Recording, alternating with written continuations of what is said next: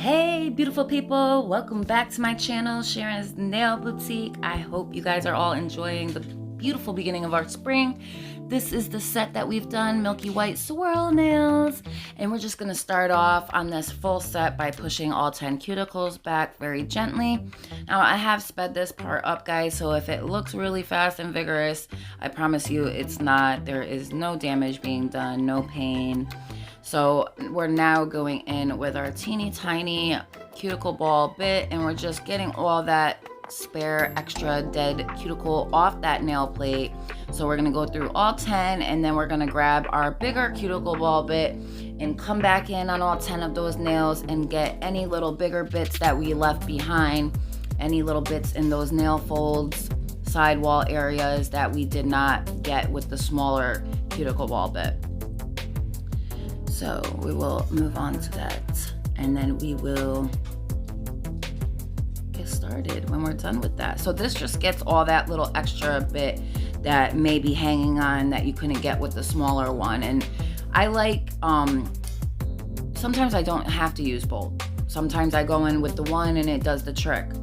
Other times, like she had a lot of cuticle growth, so I had to go in with both of these. So moving forward, I give all my new clients, and if they haven't been here in a while, I get rid of their old file and give them a new one. So all new clients get a new file anyways, but other than that, we're just gonna go in with our 100, 150 grit hand file, which I will leave these in the description index for you guys below, along with some other nail goodies that you can find.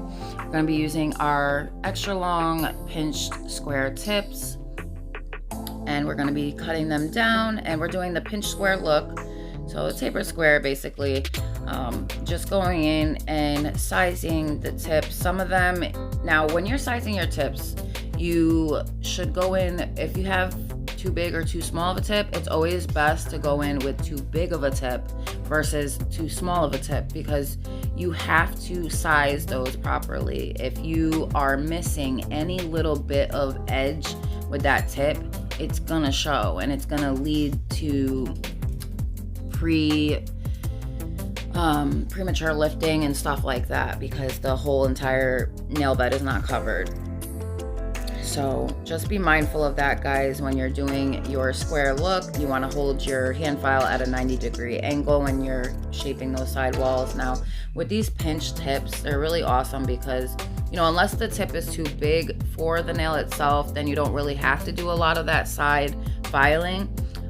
That's the only reason why you see me going in a little bit longer over here. Some of the tips were bigger, like I said, so I had to come in and size them down a little bit. Other than that though, once you have these properly fitted, you don't really have to file too much. The shape is already there that we want. So really all we're doing is blending where the natural free edge is with the tip. You're blending that in because obviously you don't want a huge ledge to come up over with your acrylic. So you don't want that big lump bump. So I like to always blend my tips, the entirety of them, because I feel like when your surface is scratched up more, your acrylic is more likely to adhere to the surface a lot better. So that's all you see me here doing, is blending them into the natural nail, and blending that well so that when I do come in with my acrylic, it's not going to have that huge bump ledge to come up over. So now all you see me doing is making sure they're all the same size, and now I go in with my OPI Band-Aid, one coat on all 10 nails, and then I go in with my No Lift Nails Acid Base Primer, one coat on all 10, and then a second right before my thin clear base. But you want to make sure that that's dry on the nail plate before you come in with your acrylic. With acid base, you want to make sure it's dry. With acidless, you come in while it's still damp on the nail plate. So moving forward, you see how I just kind of push that up as thin as I possibly can get it without taking too much away from that shape. So just pay close attention to how I do this. So push it up as close as I can, but on like an angle so that it's naturally kind of thin and then comes up a little bit and taper it out. You see how I do that? You just come around and pull the rest of it down naturally. Very important to remember that, guys, because that'll always help you on your journey when you're doing your thin clear base. It's really important to get this part nice and neat because this lays the groundwork for the rest of your work to come. If you have a lumpy and bumpy acrylic base with your thin coat, then you're going to come in with your color and it's already going to be too thick. It's already going to have bumps and stuff, so it's not going to be even. It's just really important to keep that in mind. So now I'm coming in with my Mia Secret Frosted Pink, and I love using this as a milky white. It's like you can't really see the pink color in it at all. It doesn't look pink in any way to me. I don't know why they call it Frosted Pink.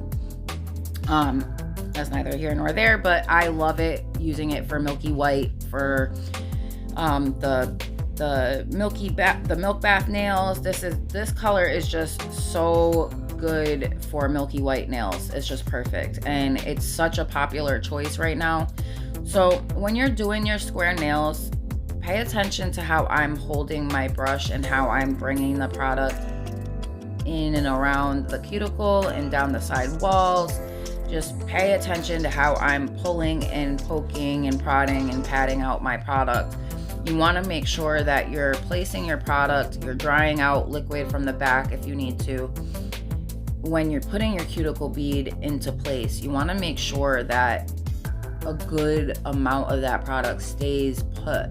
You don't want to be dragging too much of that product down to the base, the bottom part of the nail, because that's going to take away from the shape. The whole point is to have that good strength up there and to be building up your apex, not to be pulling away from it. So we're not building it up too much because we are going to come in and encapsulate this. But I want to build it up enough to where when I do come in with my clear, all I have to do is encapsulate and not have to worry about the structure or anything like that. So we're building our structure up with the milky white ever so slightly, well, enough so that when we encapsulate, we're only doing a thin bead of encapsulation, literally just a cap. So some people, you know, sometimes when I do nails, I come in and cap and build up the structure. If I'm using just design powders where it's like really, really thin, then yeah, I'll build up the entirety of the nail because now you need the structure and you need it to be built up. Because with design powders, yes, you have your design and everything in place, but those powders are only meant for design. So your nail literally will snap in two if you do not encapsulate that structure and build it up. So all these nails literally are the same. It's just all the milky white, guys. And I know I didn't have to leave the entirety of it in here for you guys. I'm sure you've seen milky white nails before. However, I really wanted you guys to see how I place my product and how I mold it and get it into place, and just all of these things, what I do if I'm missing a patch and it's see-through, like just all of these different things. And I experience some of those things while doing these nails. So like in some parts it was a little see-through, I would have to add like a little small bead to it and kind of fix it. Like over here, I think I add a little bit on that side area because it just wasn't filled in right.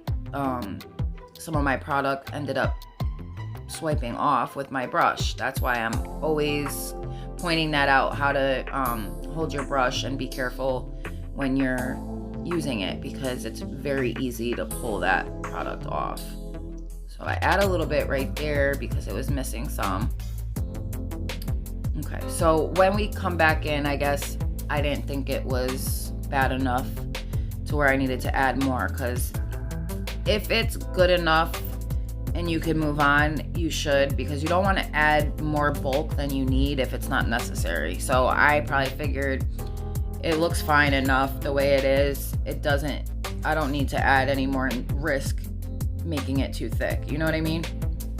Now, when you're doing this part and you're building up your nail, you want to make sure that you're bringing that product out to those side walls without touching the skin. So if you're getting product on the skin, you need to be very mindful and careful make sure you're getting it right off, because that over time will cause contact dermatitis, which, if you know anything about that, it basically, even if your client is not allergic to acrylic, they'll become allergic over time. That's what contact dermatitis is prolonged exposure to chemicals over time. It causes your body to basically become allergic because it's constantly being exposed to it, and your skin should not be exposed to those kind of chemicals.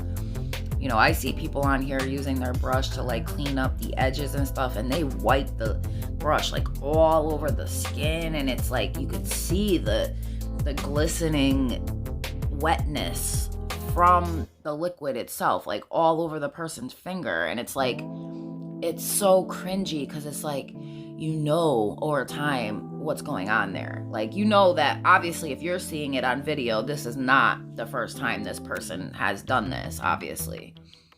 It's just one of those things that you're like, oh my God, if that client only knew what they were being exposed to, they would not be so likely to sit down the next time.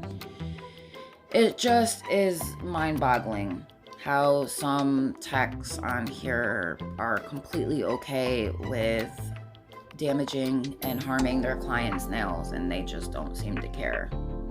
So whatever, I'm gonna continue to do me and take care of my nail clients and their nail health, because regardless if people say, oh, I didn't go to school for that, or they didn't, that wasn't in my lesson. Well, common sense will tell you that like certain things you should and shouldn't be doing, and that's just it.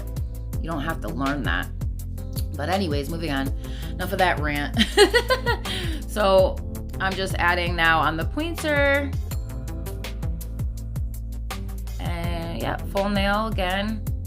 You see how I'm like when it starts getting like a little drippy, like if it's too wet, I come in and I keep kind of pulling it in up on that nail. You want to make sure that you're tucking those sidewalls, because you don't want to ruin the look of your square, because if you don't tuck in those edges, you're going to end up with a nail that looks like a bell bottom or like a duck flare tip, and you don't want that. Trust me, that's not a good look. Duck tips are not cute.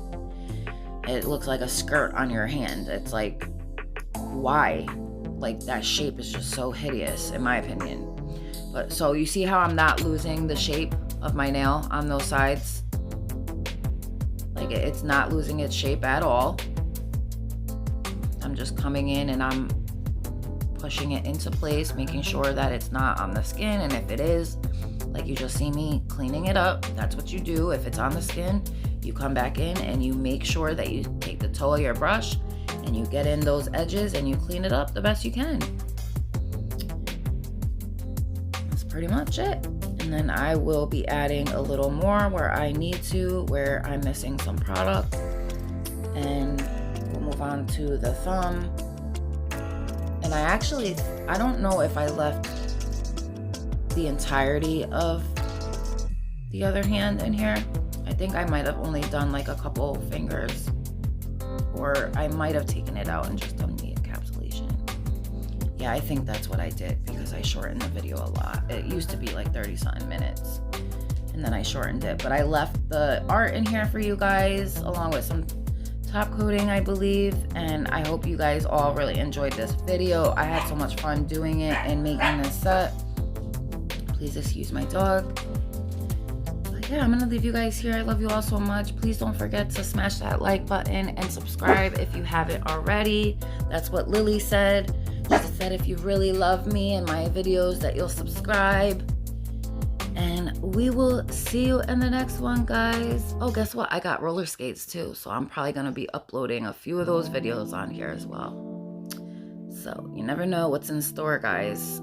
Thinking about doing like a 90s retro pop nail set, and get the inspiration from my roller skating box. Wait till you guys see the colors on that bad boy. It's so bomb. Okay, guys, I'm gonna leave you here now, and I'm just gonna finish up that, and we'll move on to our filing and stuff like that, guys. And I will see you in my next one. I love you guys all so much. Don't forget to smash that subscribe button, like, and share if you don't mind. And I will see you on the next one. Bye.